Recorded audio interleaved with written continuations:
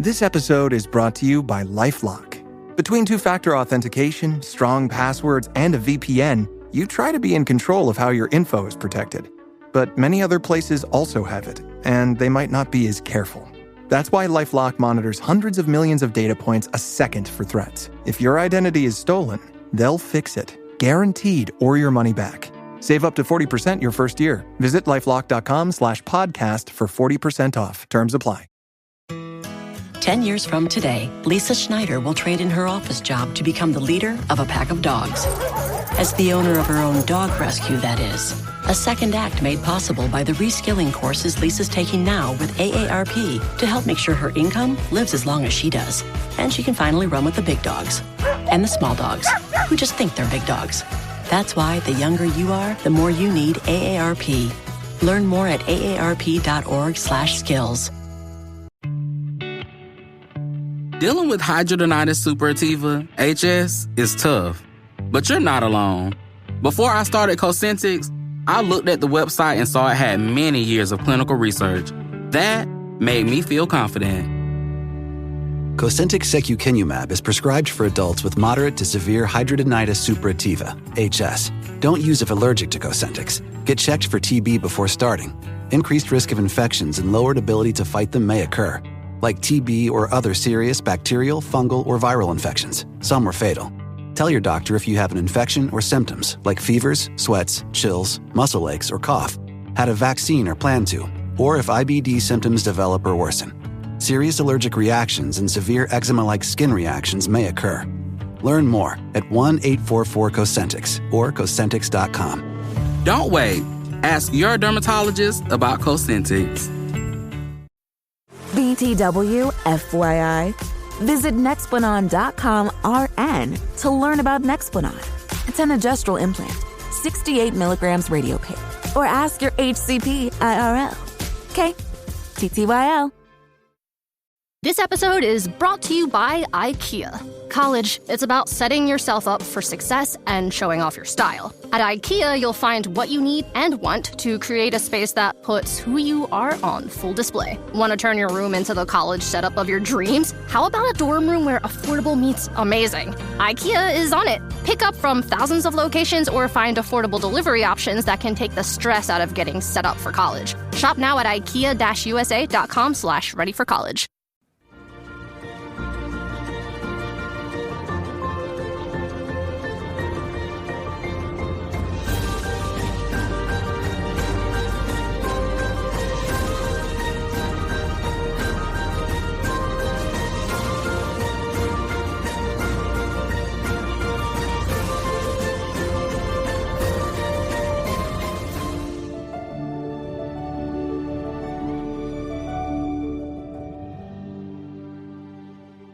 What is going on, everyone? Welcome to Party on Abroad. Today, it is Eagles training camp eve.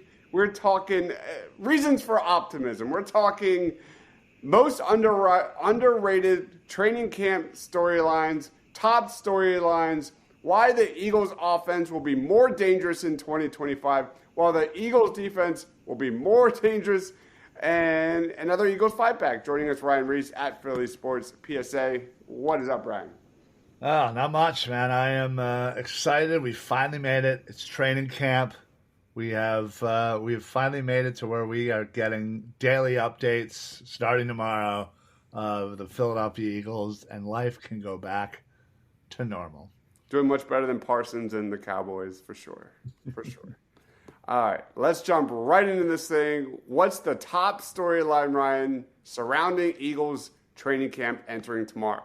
Man, this is tough because in my head, I have about 10 different things that's all flying around my head. But I think for me, what's most important is what is going on with the other linebacker spot. What is the health of Nakobe Dean? What is the health of Jihad Campbell? Who is going to step up in their absence? That's what I want to know. And how long are they going to need to step up in their absence? That's really the main thing on my head, going through my brain is are we going to be seeing, Trot Jr.? Are we going to be seeing Smell Munden? Is Jahad Campbell further along and going to be ready for the start of the season? Is Nakobe Dean going to be, ready sooner than we hope? So, again, just linebacker, always on my mind. We have all action, I think, joining us saying this is a Q&A. We're live, man. If you want to ask a question, please feel free. Ryan, of course, you stole my thunder. Let's go. As these shows normally do. That's what you get for trying to steal the linebacker guys' linebackers. Well, the next question is, what's the most underrated storyline heading into training camp? And mine was the development of Jeremiah Trotter Jr.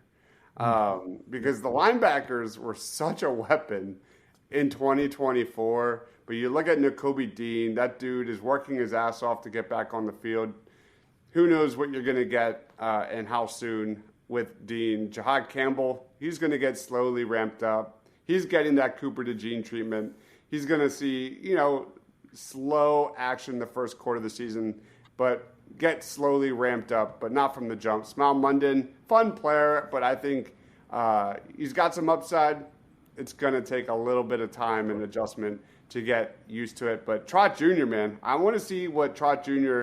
and how he takes the next step in 2025. He had a really strong rookie season, 25 tackles, 9 solos, 17 regular season games, 1 start. A Super Bowl his rookie year. He was a very good special teamer.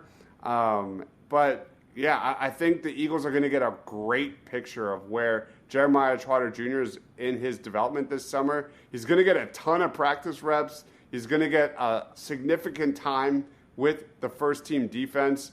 I think we all know the book on Jeremiah Trotter Jr. right now. He's got high instincts. He knows his assignments. He's a solid run defender. I think it's obvious his IQ pops on tape. He's always in his gaps, always knows where he needs to be, always making the right tackle. The question is, does he have the speed and the lateral quickness for today's NFL? And when you're in a defense like Vic Fangio, you got to be able to do a lot of different things. Zach Bond saw nearly 700 coverage snaps in 2024, including 207 in the slot. Nakobe Dean, nearly 500 coverage snaps last year, 60 in the slot. And this is coming off of Oren Burks, who I wish wholeheartedly he returned. And Oren Burks was an underrated star for this defense. And we'll see what Jeremiah Trot Jr.'s got and what kind of impact he's going to make in 2025. I'm excited to see what Trot Jr.'s got. Yeah, no, absolutely. I think, he's going to have his chance early. That is for sure. And hopefully he takes, full advantage. Phil chimes in, Drew Makuba or Sidney Brown week 1. Happy to say Drew Makuba is signed. Oh, man, there was never really a concern. But it's he was going to sign. Well, listen, you saw the fact that no second round picks were being signed, and they were, again, I haven't heard the contract details, but I assume there were a few sticking points there for these second rounders, and that's why once kind of one fell, you see, probably more than half the league all got signed yesterday or today. Phil asked, Drew Makuba or Sidney Brown week 1? I think it's between Drew Makuba or Tristan McCullum. Agreed. I don't think Sidney Brown's a starter. I think he's a great special teamer. But I like Drew Makuba and his fit with Reed Blankenship a whole lot more. Drew Makuba's not a big guy, but he plays more physical, plays bigger than his size, great in coverage. He's a playmaker. He's versatile, does a lot of things that Vic Fangio likes to do, a la C.J. Gardner-Johnson.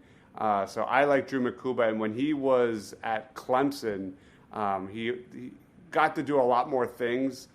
At Texas, he got to do a lot more things compared to Clemson. His numbers were outstanding when he was able to kind of roam a little bit. And I like his coverage skills a lot more than Sidney Brown.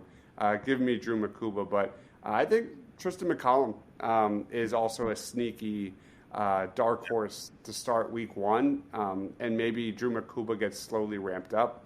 But McCollum, man, when he's been given that role to be the clear starter, he's been fine. He's not flashy, but he's been fine. I don't. It's what it is. We've got E-Money in the house. Who is the captain on defense? That's a great question. We talked about this on previous shows, but if anybody watched that Eagles yearbook, it was by far clear that Nakobe Dean had such a underrated role as leader on this defense. Reed Blankenship is now kind of the senior of the secondary. Right. Jalen Carter's got to take that next step as a leader.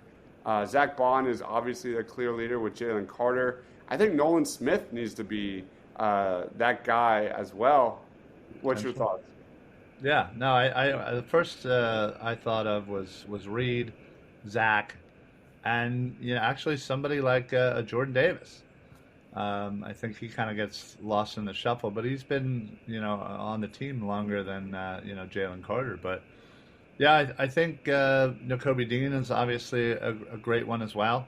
Obviously he was the captain of that Georgia team, and he has a lot of their respects just coming out, and has certainly continued that through his NFL career with the Eagles. Yeah, that's a good one. I'll just jump right in for my top storyline entering tomorrow, and by far for me is Keely Ringo versus Adoree Jackson. I think that's going to be a really good battle. I think Eagles fans should know the best out of anybody that sometimes your defense is only as good as your weakest link. I mean, thinking back to the years with the linebackers and those guys getting absolutely destroyed in coverage. And sorry, Ryan. But I think arguably the biggest storyline going into training camp is Keely Ringo. Why? I mean, that secondary was a thing of beauty last year, the way they worked in unison together. I expect Ringo to get tested from the jump. I think Keely Ringo is a great press corner, but I'm not necessarily sold on him as a fit in this Eagles defense. Not yet. And why that's important is because we saw a shit ton of targets go towards Darius Slay in 2024. Quinyon Mitchell played 764 coverage snaps, saw 88 targets in 20 games. D. Slay got 624 coverage snaps last year, 87 targets in 18 games. But that number's skewed because there were a few games where D. Slay left early and only got 20-ish snaps. But for me, I think Adoree Jackson's just a better fit, and I've said this for a while, in that kind of zone coverage style defense. Adoree Jackson had 201 zone coverage snaps in 2024, only allowed 21 receptions for 268 yards and an interception. And his coverage grade per PFF, those coverage grades are garbage at times. But his coverage grade, 82.6, was fifth best among quarterbacks in the NFL last year. I think there's a clear fit. I think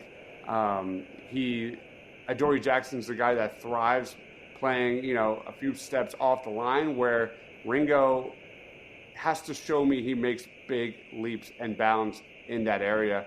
So give me Keely Ringo versus Adoree Jackson. I need to see something from Ringo. And it's important, man. And I'm rooting for him. Why? Because of all the guys we just listed, who's going to be the captain: Jalen Carter, Quinyon Mitchell, Cooper DeJean, Nolan Smith. You go on. These guys are going to break the bank, man. Jalen Carter, Quinyon, $40+ million a year, man. It's going to be wild. Yeah, that is for sure. So, yeah, it'll be interesting. Obviously, I'm rooting for Keely. I've been a big fan of his since he came in, and I think it's time he has a shot to hold down the position. So, for sure. We have All Action saying Reed should get extended and be captain alongside Bond and maybe Nolan Smith. Agreed. Djax was the last rookie holdout in 2011. We've lost Slay. BG's a big loss. Fletch over the last 2 years. Yeah, this is the reality. The Eagles have to build through the draft. And when they have all these giant contracts on the horizon, it's what it is. You have to build through the draft. And you look at last year and how much of an impact Q and Coop and the year before that with Nolan and Carter, how he's on the heater. And hopefully it keeps rolling. It's just the nature of the beast. All right, let's roll. Wait, who is your most underrated camp storyline? Yeah, you know what? I'm actually going to go with the new look defensive line, specifically the edge. You have the loss of Sweat through free agency. You have BG retiring. Nolan Smith obviously broke out in the playoffs. He's going to be taking one of those roles. And, not only do you have Jalix Hunt, but you sign Ojulari, you signed Uche. You have, a couple of guys there that can, rebuild the edge that was such a dominant force for the Philadelphia Eagles for years. And we're kind of starting over. And it's going to be a fun kind of transition. But I think there's not going to be a lot of beats skipped with the emergence of Nolan Smith, Jalix Hunt another year into this league. And, I really am a big fan of Azeez Ojulari. Again, a little banged up here and there. I think if he can stay healthy, he's out of New York. That's the death trap there at the Met.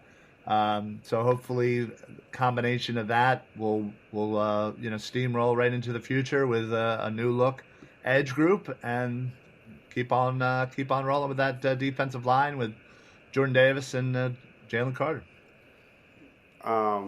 My number one training camp battle for me personally is Keely Ringo versus Adoree Jackson. Sure.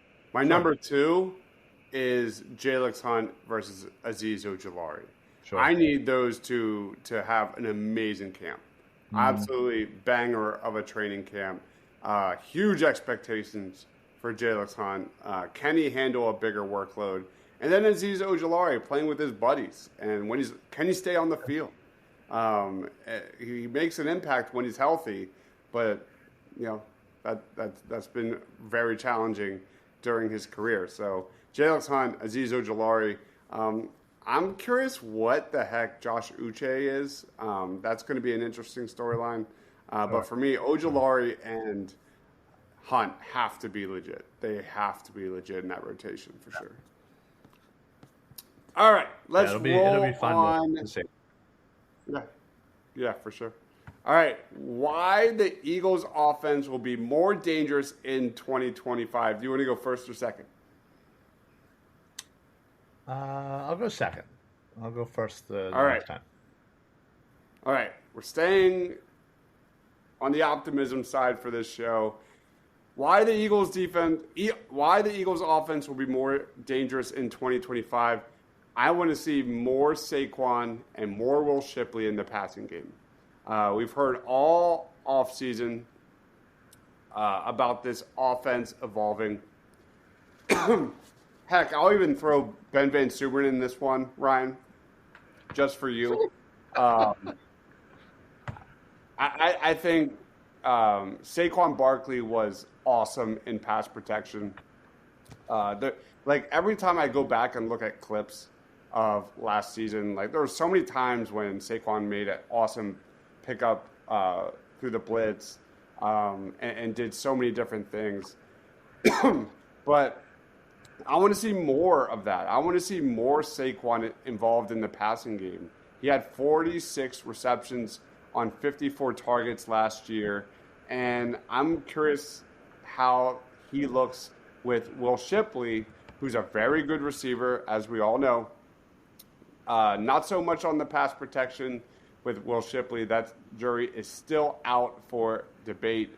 But I think it's pretty obvious when this offense is purposefully trying to get the ball quickly out of Jalen Hurts' hands and fast, the offense is pretty darn unstoppable. I think this is one way the offense can realistically take a step forward is with more Saquon and more Will Shipley and more Ben Van Sumeren in the flats involved in those quick hitters, more quick strike concepts like mesh and slants going forward. I mean, that should be one of the, not just like something we do during the second half of games. This should be a complete, component, a priority component for the Eagles offense to just dominate and not necessarily win by explosive plays, but just efficient offense that just controls the clock. That's what I'm looking for. Give me Saquon and Will Shipley in the passing game. What about you? Yeah, I think a multitude of reasons. I think, coming in, you'll have, Jahan Dotson, a full camp. Last year he was traded, pretty much right at the end of August. So he really, kind of came in and was learning on the fly. Now he's had a full year, got a Super Bowl ring, and now he's going to take a full training camp and get more familiar. So I think him being there certainly helps. I think Tyler Steen coming in and taking the job that is finally his.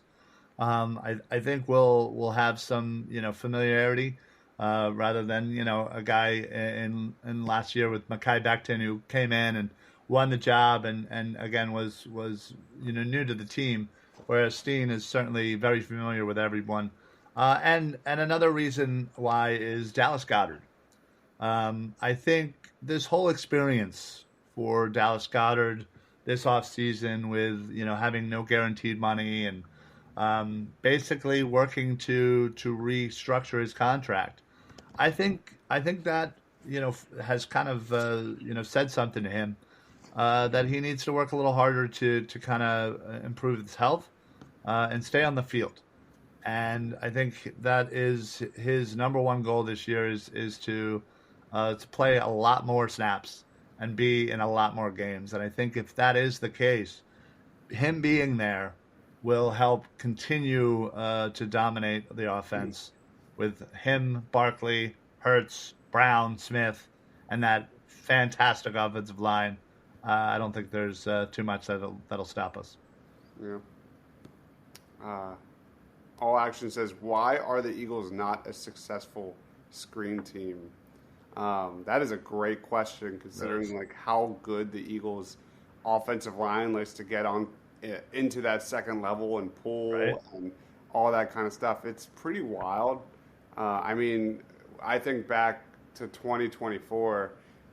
And how many times were we screaming on the post-game show and Party on Broad and Birds of the Roundtable of just the offensive game plan? Way too many 4 vertical, long developing plays. It really wasn't until, I think, correct me if I'm wrong, but like the second half of the season when we finally saw, Hurts maybe protect the ball a little bit too much, but, there was definitely more of an emphasis on getting the ball out faster and run the ball and use the run to set up the pass. Any thoughts on that? Yeah, no, I think like you said, it's a great question. It's certainly something you'd think that they would be just instantly great at. But yeah, I think it's just something that wasn't necessarily in their game plan. It wasn't something that they wanted. That style wasn't something they wanted to be. But I think as the season progressed, they realized, hey, we have the weapons here. Let's try it out. And I think they felt a little bit more comfortable with doing it here and there. But you're right. It's still they completely underutilized that aspect of their game. So. Yep. Next question, why will the Eagles' defense be more dangerous in 2025? Do you want to take this one? Yeah, absolutely. A lot has certainly been made about the youth on this Eagles defense, and that was the pride of this team. And, we have gotten rid of, and I don't want to say gotten rid of, but some of the older players have moved on to other things, retirement and or other teams, but we have replaced them very nicely with younger versions and drafting somebody like a Jahad Campbell, I think, to pair with Zach Bond. Again, while he is dealing with some injury, before the season, I think halfway through the season, kind of a la Coupe de Jean, I think we're going to see that style of impact onto this team. And let's not forget, you have the best defensive tackle in the game. You have two of the best corners in the game that are in their second year. So, am I? Oh no, have I taken over for Rob? You sound fine. Yeah, this is what I get for not doing it downstairs in the basement. I didn't want to go all the way down there and be cold. Listen, I think the youth in this team is going to carry the ascension of this defense that was already the best in the NFL last year. And while it may take us a few games to kind of figure it out, I don't expect anything less than last year's defense of, taking a few games to figure it out and then running full steam. I cheated on this one. Oh boy! For me, I just went. Why are the Eagles going to be more dangerous on defense? A full season of Cooper DeJean. We saw. Did the Eagles lose with DeJean on the field? I don't think they did. One time. Yeah. One time. And that was because we didn't have Jalen Hurts in the game for 90% of the game. So take that. Yeah. A full offseason of Vic Fangio unlocking Cooper DeJean is really exciting. He's already the best slot cornerback in the NFL. I don't think there's even a question about that. But his versatility, his ability to be elite in coverage, be an elite playmaker. He was our closer on crucial third and fourth downs. How many times? Countless times last year. Of course, the pick six against the Chiefs. But his ability to just morph as a dime linebacker or, get on the line and, create pressure. He can do it all. He's basically Zach Bond, a guy that can do so many different things. Vic Fangio talked a lot this offseason about him potentially going as CB2 in certain dime packages and things like that. We'll see. And safety, I think, was brought up for sure. So I can't wait to see what that looks like during training camp. I hope we don't see much of it, quite honestly. Let him stay in the slot, and I want to see more blitzes. I think he's an elite blitzer. He's a great tackler. A full season of Vic Fangio unlocking Cooper DeJean like we saw with Zach Bond. I'm really excited. Yeah, no, absolutely. I am too. And I think what Coop seems to get a lot of the love. But don't forget, Q's still out there scaring quarterbacks into not throwing at him. So this defense is going to be fine. Absolutely. And then that basically wraps it up. You ready to get the Eagles 5-pack? Yeah, let's do it. All right. I have 3 of them tonight. We'll save the other 3 for Rob next week. All right. Rank these potential busts for the Eagles 1 through 5 without knowing the next one. Damn. Potential busts. Josh, you mean players that don't perform as well? Yeah, guys that are going to be as good as we hope they will be. Josh Uche. I'm going to say a 4. Ooh, okay. Wait, did I do that backwards? Yeah, so, I think 1 means they're going to bust. And, okay. And 5 not. Okay, then 2. Okay. Will Shipley.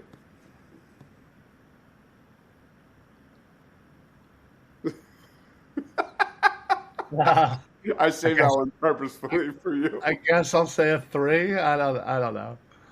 Really? Okay, interesting. All right, we got 2 and 3. Tanner McKee. 1. Oh my God, why do you hate Tanner McKee so much? Because you love him too much. I got to Grand balance the Calcaterra. Grand Calcaterra. Ah, crap! I should have went one there, but no. Listen, he's sadly solid, not very great, but they seem to like him. So he's definitely making this team. He's a number 4. Okay. And then I think Anaya Smith, is that 5? I think he's 5. Yeah. I mean, listen, I think redoing it, obviously I'm joking about Tanner McKee being 1.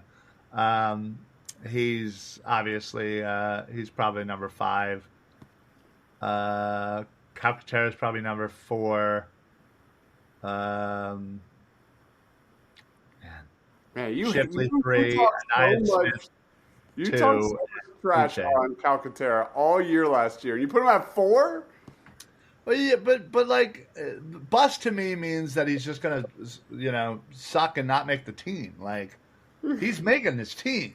Okay. Like, okay. Hopefully we never see him. Like, that would be the ideal. Question: Will Hurts beat the Bucks? We Yes. played them what, like week 4-ish? Yeah, guaranteed. Yeah. Put any amount of money on it. I wouldn't go that far. I am. Bucks are tough, man. Tech says Shipley at 3, McKee at 5. Love it. Yeah, that's what I said a second way. And Calculator at 4. Yep. All right, next question. Okay. Rank these Eagles players most likely to make the Pro Bowl in 2025 without knowing what comes next. 1 making the Pro Bowl, 5 not a shot. Correct. Okay. Ready? Yeah. Azeez Ojulari.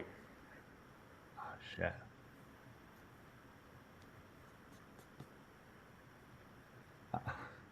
I never know where your head's at with you. That's the point. I'll say 3 just to keep it safe. I like it. That's a good one. 'Cause I think there's a potential that if he wins the starting spot and stays healthy, dude, he can ball out. I can easily see 10 sacks from Azeez Yeah. Ojulari. Yeah. Next, Jahad Campbell.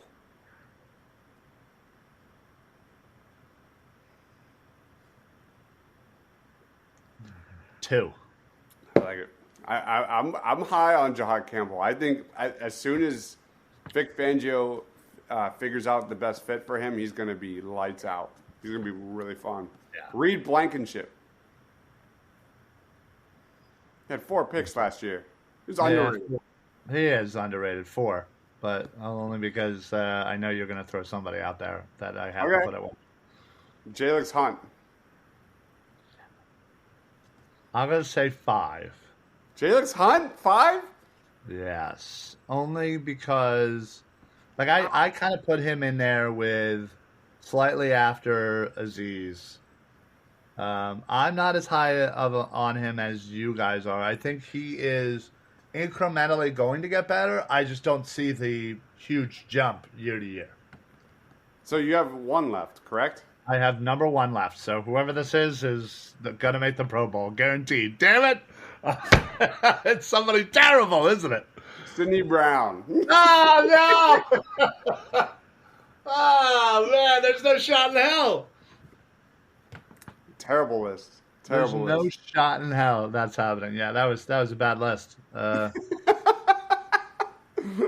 right, last one. All right, and I wish Rob was here for this one, because this one's about ice cream, and we know my man Rob loves him some ice cream. Some ice cream. I literally made this for him. All right, don't. I'll honor him with the ice cream. Rank these summer ice cream flavors 1 through 5 without knowing the next one. Okay, summer ice cream flavors. Okay. Yep. Chocolate. 1 being the best, 5 being trash. 5. I'm right there with you, man. Chocolate is so overrated as an ice cream flavor. Whenever there's a flavor that you can get like with stuff in it, and they have the vanilla version or the chocolate version, it's always the vanilla version. It's weird. Like, I'm not a chocolate guy, but you get like vanilla chocolate swirl. It's well, sure, yeah, especially soft serve. Oh yeah. I also don't get milkshakes. I get black and white. Oh, Pup Man. What's going on, Pup Man? Thanks for joining. Sid Vicious is good. WTF. You're the only one. Only one. I swear this fan base thinks Sid is K-pop. Whoa. I don't know about that. Maybe like Macho Harris. All right, Ryan, we did chocolate. Next one is mint chocolate chip. Ooh. I feel like mint chocolate chip. Ice cream. Yeah. I'm gonna say 4. Wow. For mint chocolate chip? Yeah, like I really do like it, but I have a feeling you're gonna put 3 that I really do like. All right, so we got 5 and 4. Yeah.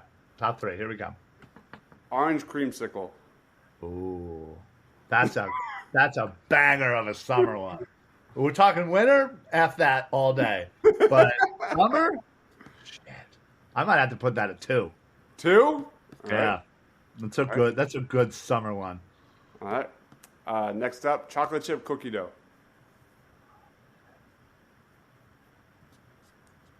Oof, I'm gonna say 3. What? Okay. Mostly because I feel like brand to brand, the consistency is not always there with the cookie dough, but still, it's a great summer flavor. And then number 1, cookies and cream. Let's go. Let's go. Let's go. Absolutely number 1. You cannot go wrong with cookies and cream. I would have said that summer, winter, fall, on the moon. It don't freaking matter. Number 1. It's so good. So good. Last week we did summer blockbusters. Today we did ice cream. I think I nailed this one. That was a good one. The one before it, not so good. Not so much. Yeah, I made up for it. That's pretty bad. Puppman says you're going to be surprised how good Sidney Brown is. Just watch. I hope, man. Remember, we all thought Nakobe was a third-round bust.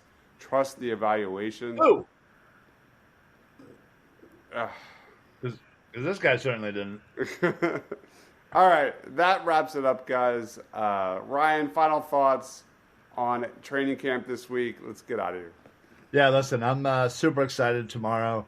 I know I'll be at work, but I will be having my Twitter notifications making all noise all day, and I will be getting not too much work done. So I know it's just the first day, but man, this is the start.